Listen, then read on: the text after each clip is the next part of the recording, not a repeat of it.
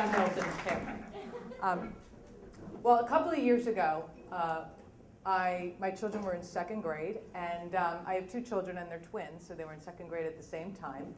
And in December, they came home with a letter from their teacher that said, please send your child to school with a blank sweatshirt because they are going to be painting reindeers on their sweatshirts, and then they will be wearing them for the winter concert. So I thought, great. So I sent them to school with their blank sweatshirts, and they came home a week later all excited to show me their artwork on their sweatshirts, and I open it up, and instead of seeing reindeers, I see two huge menorahs on their sweatshirts, and I'm like, what the F is this? No, I am Jewish. But I signed up for reindeers, and I wanted reindeers. And instead of reindeers, I get these huge, large, yellow menorahs, and to me, them being marked this way, I'm thinking they might as well have a yellow star in their jacket and a one-way ticket, to the boxcar. So I'm really not that happy about this. So I started thinking about this and thinking, well, I don't like this. And is this like a violation of church and state and all of this? So I, of course, do some research because I'm that kind of person. And I start researching, well, reindeers aren't considered a religious symbol. I don't know if you know that. They're considered secular. Although you only see them in December, which I find kind of suspect, but that's the way it is. And menorahs are sometimes religious and sometimes not religious. And basically what courts have said is if the school does these things, that they have to include all religions. So the school was forcing my Jewish kids to be Jewish.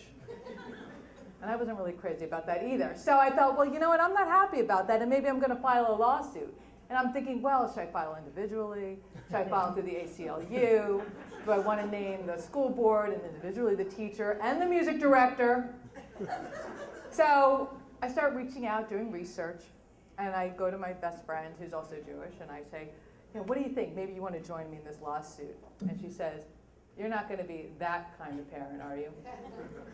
Well, so she says, well, maybe it's you that, has the problem with this, with being different. And I'm thinking to myself, well, of course I have the problem being different. I mean, I grew up in New York where, with two Jewish parents under the cloud of the Holocaust, and, being different meant death. Who wanted to be different? And so she said, well, had it ever occurred to you to ask your children what they think? And no, it really hadn't. Never even occurred to me. Never even occurred to me to ask the 8-year-olds what they thought. But I thought it was a good idea. So I said, come here. What do you guys think of being coerced against your will to put two big And they looked at me and they said, Mommy, we love it. They said, we're the only kids in class that got to put a menorah on it, and we're the only ones there, and it's different, and we're really happy about it. We think it's great. And I'm thinking, I was speechless.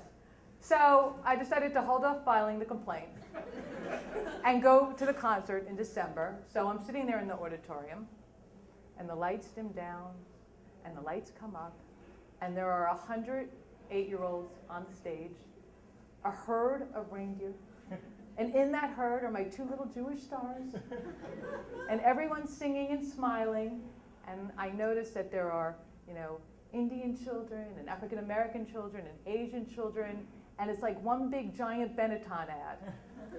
And that's when I decided I was going to relax, enjoy the concert, because I realized my kids were more comfortable with being different than I probably ever would be.